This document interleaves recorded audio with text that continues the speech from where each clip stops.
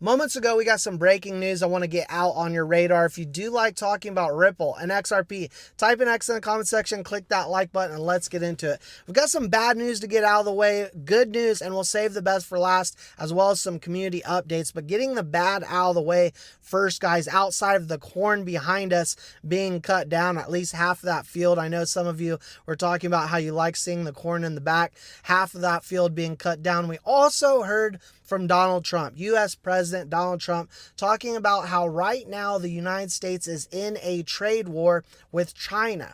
Now, there's a silver lining here because as we see some volatility in the market, some downward pressure, XRP sitting at about 240 right now, $2.40, only down about 3.5% versus the likes of BNB down 5%. A lot of people are wisening up to these dips, even buying these dips, and understanding that this short-term volatility is nothing more than that, short-term volatility. And day by day, we get closer, much closer to XRP ETFs. We also get closer to the end of this government shutdown and lull to this market, all three being catalysts for XRP. So a lot of people are wising up, understanding the manipulation in this market much more so than what we saw earlier this year in January, February, and so forth on that tariff talk. Now, along with that, here today, we did hear from Federal Reserve Governor Stephen Moran saying 2 interest rate cuts are realistic this year. And on top of that,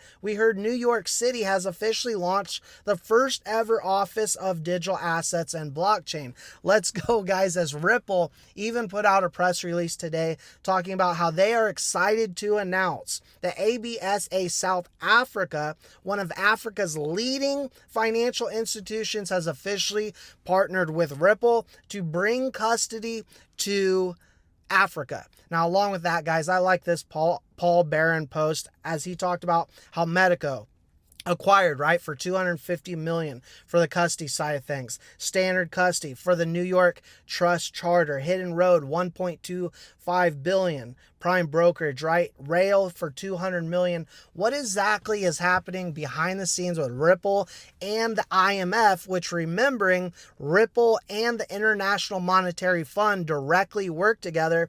Well, the IMF director came out and said countries need to embrace Bitcoin and crypto going forward and not have blinders on. This literally just came out of the director of the International Monetary Fund. You tell them to embrace it?